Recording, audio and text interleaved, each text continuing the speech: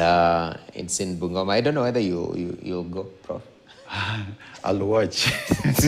I'll watch. No, I will not be going to Bungoma, but I'll watch and also hear the message that is being passed across for Madaraka Day. Definitely. So I want us to head to Bungoma, where preparations for this year's Madaraka Day celebrations are set for Masinde Muliro Stadium in Bungoma County. And so far, these preparations are complete. I'd like to cross over to our reporter, that is Emmanuel To, who actually took time and went to the newly refurbished stadium in Kendui to actually take a look at this particular situation.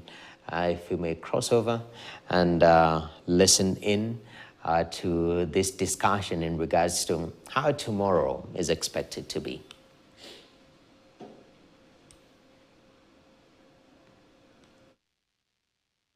Well, thank you very much. We're coming to you from Chwele, Kabuchai constituency, Bungoma County, as we keep up with the preparations for the Madaraka Day celebrations, the 61st Madaraka Day that will be happening here for the first time in the Western region, while Bungoma County hosts this event. We spoke to the governor of this county earlier today, Kenneth Lusaka, and he said everything is ready, all is set, and it is all systems go for that event. But we want to hear from some leaders because President William Ruto is currently in the county and he'll be expected to launch some projects after meeting some of the leaders from this region last night. And of course, we'll be giving you an update. But right now, I'm joined by one of the members of parliament from this county, that is Kimilili Member of Parliament, Didmas Barasa, to just give us some of the updates about the preparations and, of course, that meeting with the president. Thank you so much, Mheshimiwa, for your time. Let's just start with that meeting, or rather, the preparations that you have. Are you ready for Madaraka Day? We are ready for Madaraka Day, and most importantly, as a precursor to Madaraka Day, the head of state arrived here yesterday. We were able to launch a number of projects, including Webuye West Technical Training Institute. Today, we are also beginning from Lwandanyi, where we are going to launch a dam. We will come here to Chwele Market, where the head of state will make a pronouncement on the allocation of 350 million to build the Chwele Market here. From here, today, we will go to a place called Mayanja, where the head of state will launch the tamaking, or rather upgradation of the road that traverses from Kapchai to Sirisia, from gravel to bitumen standards. We'll also head to Bungoma town. For the first time, people of Bungoma will be able to have a fully functional and working and a fully launched immigration offices, where those who want to apply for passports, they need not to travel to Eldoret and Kisumu, but they will do it at here in Bungoma. So these are just the very many things which we have done. Yesterday, of course, our Maturo airstrip is fully functional, is of international standards. Our stadium is fully functional. We have got a number of roads that are within Bungoma town that are currently now, they have been upgraded to bitumen standards. This is just a precursor.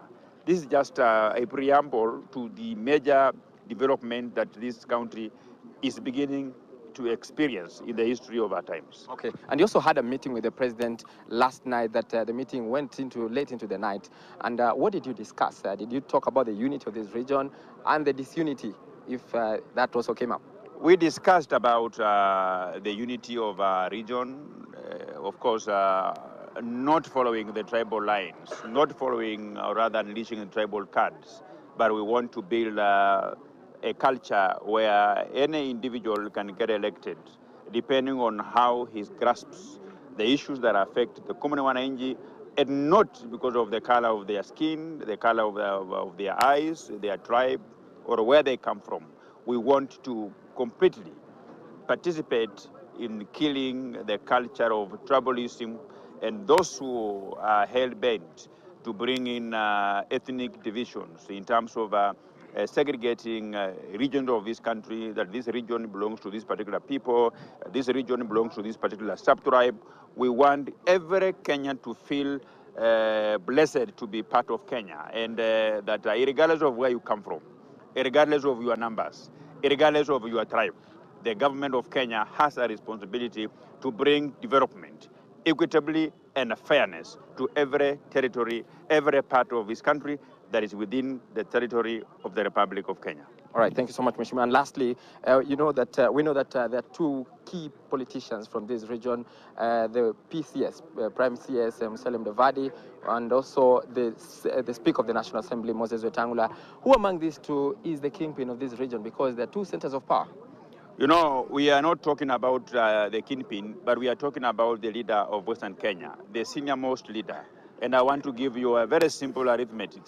In terms of our constitution, the hierarchy of Kenyans in terms of the leadership, number one is the President of the Republic of Kenya.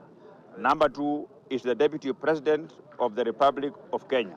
Number three is the Speaker of the National Assembly. So if you ask me who is the senior most, who is the leader, who is the kingpin of Western Kenya, the kingpin, the leader is Moses Masika Wetangula. All right. Hey, this country of ours, Dr. Tobias, you know, now we are talking about Madaraka Day preparations.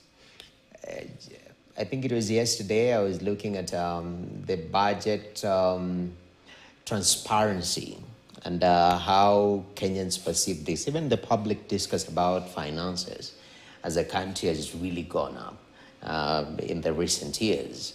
So as we celebrate Madaraka Day, is it a balance of political and now since we are in a highly economically charged environment, what do you think, what are you expecting should carry the day tomorrow as we celebrate Madaraka? In terms of people, the society and our Kenyan citizen are looking towards how we can reduce the cost of living.